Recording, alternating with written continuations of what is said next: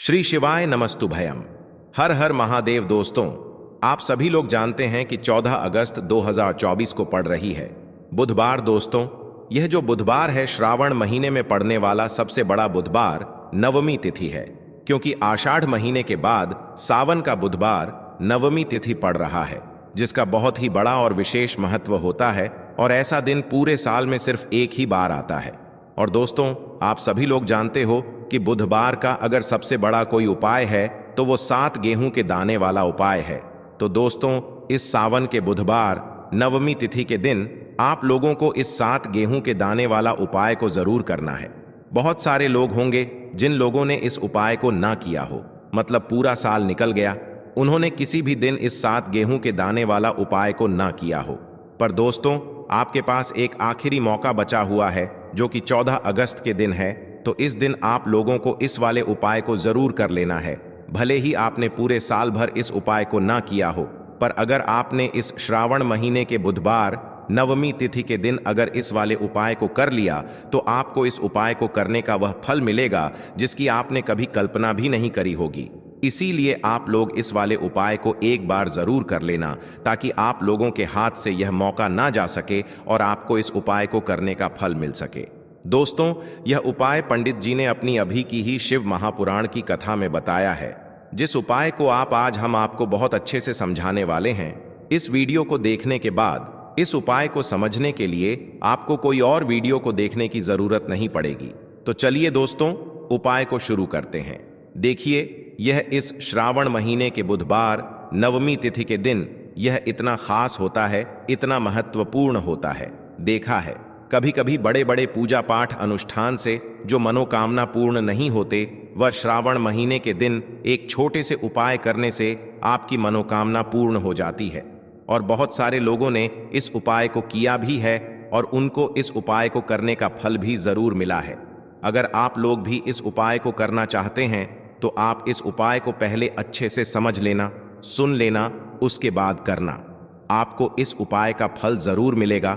और इस उपाय को कर लेने से आपके घर में चाहे किसी भी प्रकार की दुख और समस्या क्यों ना चल रही हो, आपको उसका कारण भी नहीं पता है कि भाई यह समस्या किस कारण से चल रही है। उसका कुछ भी कारण हो सकता है, जैसे पितृदोष हो सकता है या किसी भी तरह का मंगल दोष भी हो सकता है। तो इस दिन आप लोगों को यह वाला उपाय कर लेना है। यह एक ऐसा उपाय है जिस उपाय को अगर किसी विशेष दिन पर किया जाए तो भाई उस विशेष दिन का जो है वह तो हमें मिलता ही मिलता है। पर हमने उस दिन पर इस उपाय को किया है तो हमें उससे भी बड़ा फल मिलता है, और फल बहुत जल्दी मिलता है, क्योंकि आप इस उपाय को बहुत ही बड़े और विशेष दिन पर कर रहे हो। तो चलिए अब उपाय के बारे में बात करते हैं। लेकिन उससे पहले आप लोगों को यह जानना आवश्यक है कि आखिर यह उपाय किस समय करना है, किसको करना है और कैसे करना है। तो चलिए हम आगे आपको वीडियो में एक एक करके बता देते हैं। तो दोस्तों, इस 7 गेहूं के दाने वाला उपाय को हमें इस बुधवार के दिन कैसे करना है, किसको करना है, किस समय करना है और कहां पर करना है, ये सारे सवालों के जवाब आपको इस वीडियो में मिल जाएंगे। और जो ये वीडियो देखेगा भाई, उसको 7 गेहूं के दाने वाला उपाय जरूर करना चाहिए, क्योंकि इस दिन गेहूं का भी बहुत ही बड़ा और विशेष महत्व होता है। और जब भी बड़ा उपाय हो जाता है इस बुधवार का, तो अब दोस्तों, इस 7 गेहूं के दाने वाला उपाय को आखिर करना किसको है, सबसे पहले हम लोग वह बात जान लेते हैं। तो देखो, घर की जो बड़ी माताएं बहनें होती हैं, उन माताओं बहनों में से कोई भी एक बड़ी माता बहन इस वाले उपाय को कर सकती है। और दोस्तों, अगर आप चाहे तो अपने घर में से सभी सदस्यों को भी इस उपाय को करवा सकते हैं। अगर किसी व्यक्ति की खुद की कोई मनोकामना है, खुद की कोई दुख और परेशानी है जो कि वह अपने लिए ही करना चाहता है इस वाले उपाय को, तो वह खुद अपने लिए भी कर सकता है। बाकी अगर कोई घर में से ऐसा है जो कि अपने ने पूरे घर परिवार की सुख और शांति के लिए यह वाला उपाय करना चाहता है, तो भाई वह भी कर सकता है। उसमें भी कोई दिक्कत वाली बात नहीं है। कहने का मतलब यह है कि इस उपाय को हर एक सदस्य भी कर सकता है, और पूरे घर परिवार के सदस्य के लिए घर की बड़ी माताओं बहनों में से कोई एक माता बहन भी कर सकती है। माताएं बहनें अगर घर में उपस्थित ना हो या वह यह वाला उपाय ना कर पा रही हो, तो फिर घर का कोई बड़ा सदस्य भी इस 7 गेहूं के दाने वाला उपाय को कर सकता है। चाहे फिर वह पुरुष ही क्यों ना हो, उसमें कोई भी दिक्कत वाली बात नहीं है। अब दोस्तों देखो, हमें शिवलिंग के पास में जाकर करना है। बहुत सारे लोग प्रश्न करते हैं, हर एक उपाय को करते समय क्या हम इस उपाय को घर पर या मंदिर में कर सकते हैं? देखो, तो इस वाले उपाय को आप मंदिर में करोगे तो अच्छा रहेगा, घर पर नहीं करना है इस वाले उपाय को। उसके बाद में दोस्तों जो अगला प्रश्न निकल कर आता है वो यह आता है इस उपाय को लेकर कि आखिर इस उपाय को हमें किस समय करना है, सुबह के समय करना है कि शाम के समय करना है? तो देखो, इस वाले उपाय को आप लोग सुबह के समय भी कर सकते हो और शाम के समय प्रदोष काल में भी कर सकते हो। अब अगर आप पूछो कि भाई सबसे उत्तम समय कौन सा रहेगा इस 7 गेहूं के दाने वाला उपाय को करने का, तो हम आपसे बस यही कहेंगे कि इस उपाय को आप शाम के समय करेंगे तो ज्यादा बेहतर होगा।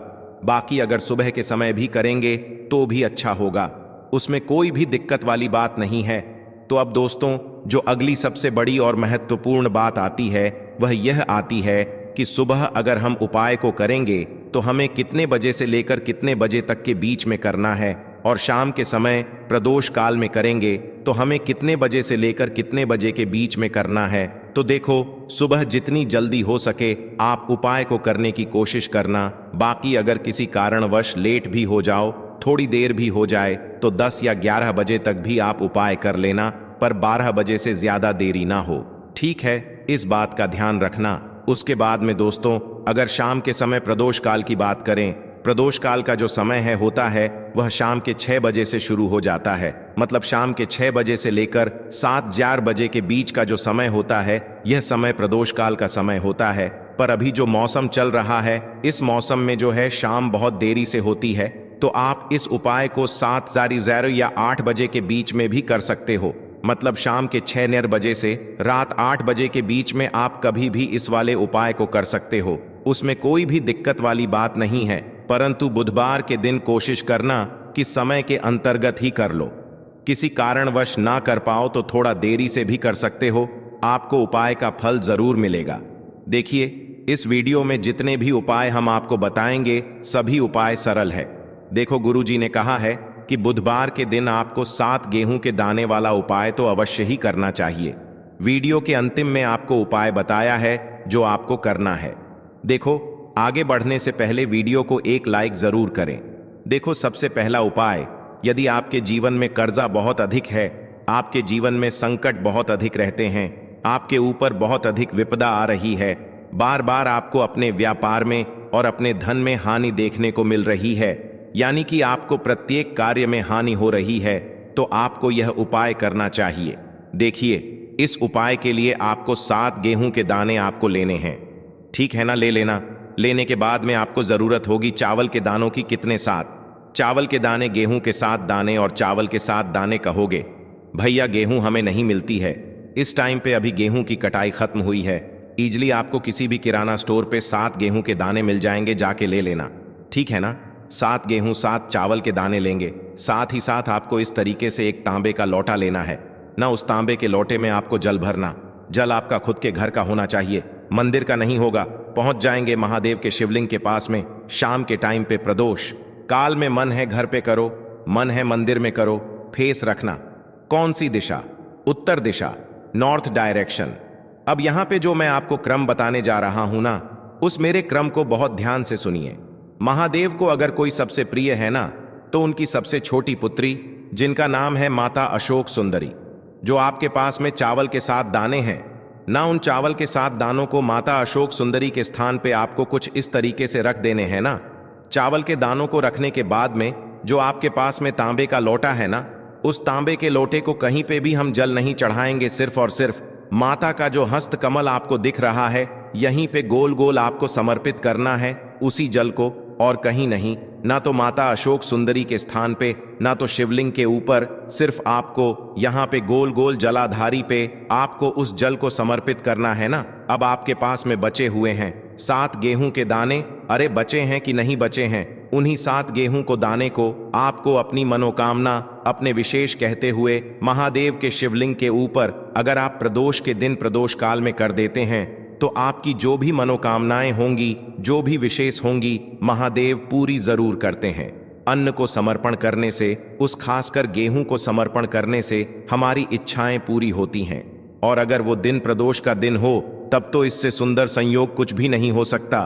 आपकी इच्छाओं को पूरा करने के लिए बहुत स्पेशल, बहुत प्यारा सा उपाय आप सभी को जरूर करना है। ध्यान न रखिएगा, यह उपाय प्रदोष काल में करना है, सुबह के टाइम नहीं कर सकते। ठीक, चलो तो पहले उपाय की तो हमने यहाँ पे बात कर ली है। देखिए, इस उपाय के लिए आपको मात्र एक लौंग का जोड़ा लेना है, यानी कि 2 फूल वाली लौंग लेनी है। साथ में आपको मात्र थोड़ा सा शहद लेना होगा और इसी के साथ में आपको तांबे के पात्र के अंदर शुद्ध जल लेना होगा। अब देखिए, इन सभी सामग्रियों को लेकर के आपको भगवान शिव के मंदिर में पहुंच जाना है। देखें, ये उपाय आप सुबह से लेकर शाम तक कर सकते हैं। तो वह सबसे पहले तो आपके पास जो 2 फूल वाली लौंग हैं, उन्हें आपको शहद के अंदर अच्छे से डुबो है, यानी कि दोनों लौंग पर आपको अच्छे से शहद का लेपन कर देना है। अब आपको जो आपके पास एक लौटा जल है, सबसे पहले तो उसे शिवलिंग पर धीरे धीरे समर्पित करना है और श्री शिवाय नमस्तुभयम इसका जाप करते हुए समर्पित कर देना है। अब आपके पास जो 2 फूल वाली लौंग है शहद से, उसे आपको शिवलिंग पर अर्पित करना है और आपको प्रार्थना करनी है कि जीवन में जो रोग की स्थिति है वह समाप्त हो, जीवन के जो संकट और समस्याएं हैं वह सभी समाप्त हो, जीवन से जो कर्ज की समस्या है वह समाप्त हो। इस प्रकार से प्रार्थना करते हुए यह जो 2 फूल वाली लौंग ही शहद संयुक्त, इससे आपको शिवलिंग पर अर्पित कर देनी है। आपकी जो भी समस्या होगी इस बुधवार के दिन अवश्य ही समाप्त हो जाएगी। तो इस प्रकार से आपको पहला उपाय करना है। अब हम बात कर लेते हैं दूसरे उपाय के बारे में। देखो, यह उपाय आपके लिए सर्वश्रेष्ठ होने वाला है। देखिए, इस उपाय के लिए आपको मात्र 5 हरे मूंग के दाने आपको साबुत लेने हैं, खंडित नहीं होने चाहिए। इस बात का ध्यान रखें। और इसी के साथ में आपको एक तांबे के पात्र के अंदर अपने घर से शुद्ध जल ले लेना है। अब दोस्तों, इन सभी सामग्रियों को लेकर के आपको सीधे पहुंच जाना है भगवान शिव के मंदिर में। देखिए, इस उपाय को भी आप सुबह भी कर सकते हैं और शाम के समय में भी कर सकते हैं। देखिए, भगवान शिव के मंदिर में पहुंचने के बाद आपके पास जो 5 हरे मूंग हैं, उनमें से पहला जो हरा मूंग है, आपको शिवलिंग के सामने जो नंदी महाराज होते हैं और उनका जो पैर उठा हुआ होता है, वहां पर आपको पहला हरा मूंग समर्पित कर देना है और आपको ओम नमः शिवाय इसका जाप कर लेना है।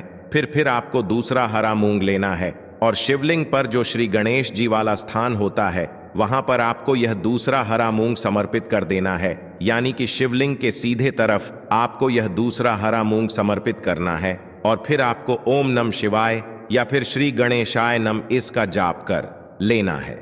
तीसरा, हरा मूंग का दान आपको भगवान शिव की सबसे प्रिय पुत्री माता अशोक सुंदरी वाले स्थान पर समर्पित करना होगा।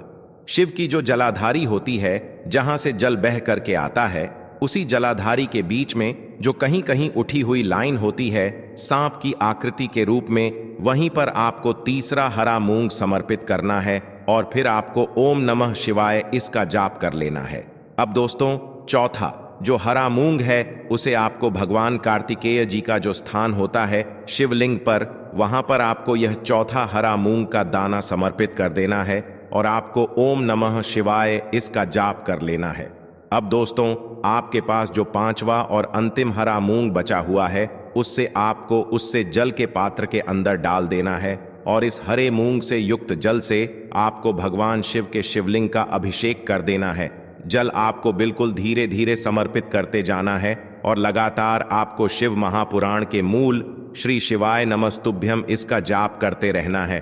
फिर आपको शिवलिंग के सामने बैठकर, यदि आप अपने बच्चों के लिए यह उपाय कर रहे हैं, यदि आप अपने बच्चों की बुद्धि ज्ञान और विवेक के लिए उपाय कर रहे हैं, तो उसके लिए आपको प्रार्थना कर लेनी है, या फिर व्यापार में वृद्धि करने के लिए यह उपाय कर रहे हैं तो उसकी कामना करते हुए आपको प्रार्थना कर लेनी है, या फिर अपनी नौकरी के लिए कर रहे हैं, या फिर अपने इंटरव्यू के लिए, या फिर धन की प्राप्ति के लिए कर रहे हैं। जिस भी कामना के लिए आप उपाय कर रहे हैं, उसे परिपूर्ण करने के लिए आपको महादेव से प्रार्थना कर लेनी है और फिर आपको वापस अपने घर आ जाना है। पूज्य गुरु जी ने कहा है कि जो भी व्यक्ति इस उपाय को कर लेता है, तो यकीन मानिए आपके जीवन की जो सारे संकट, कष्ट और बाधाएं ही वह सभी समाप्त होंगे। अब हम बात करते हैं अगले उपाय की। इस उपाय के लिए आपको एक दीपक लेना है। दीपक आप मिट्टी का भी ले सकते हैं और शुद्ध आटा मढ़कर उसका दीपक भी आप तैयार कर सकते हैं। दीपक के अंदर गोल बाती का प्रयोग करना है और दीपक के अंदर आपको शुद्ध घी का प्रयोग करना है। इसी के साथ में आपको मात्र एक फूल वाली लौंग लेनी होगी। अब यह एक दीपक और एक फूल वाली लौंग लेकर के सीधा आपको पहुंचना होगा बरगद के वृक्ष के वहां पर। देखिए, सबसे पहले तो आपके पास जो एक फूल वाली लौंग है उससे आपको बरगद के वृक्ष की जड़ में समर्पित करना है। देखिए, अगर आपके जीवन में कोई भी बड़ा संकट आने वाला है, कोई भी बड़ा कष्ट आने वाला है, तो वह इस उपाय के माध्यम से दूर होने वाला है। महादेव की विशेष कृपा रहेगी कि जो भी संकट आपके जीवन में आने वाला होगा वह भी दूर हो जाएगा। तो आपको एक लौंग समर्पित करनी है बरगद के वृक्ष की जड़ में, और वहीं पर आपको जो है गोल बाती वाला दीपक जो आप लेकर के गए हैं उससे भी वहां पर प्रज्वलित कर देना है वट केयर करते हुए। देखिए, जब भी आपको जीवन में इस साल लगने लगे कि आपके जीवन में कुछ भी अच्छा नहीं चल रहा है, तब भी आपको ई उपाय करना है। तो इस प्रकार से आपको यह उपाय करना है। अब हम जान लेते हैं चौथे विशेष उपाय के बारे में। देखें, यदि आपके विवाह में, शादी में कोई भी समस्या आ रही है, यदि आपका जो कर्ज है वह दिन पर दिन बढ़ते ही जा रहा है, तो आपको यह चमत्कारी उपाय करना चाहिए। कोई भी समस्या अगर जीवन में है तो उसे दूर करने के लिए आपको ई उपाय करना चाहिए। मंगल दोष से जुड़ी हुई समस्या भी है तब भी आपको यह उपाय करना चाहिए।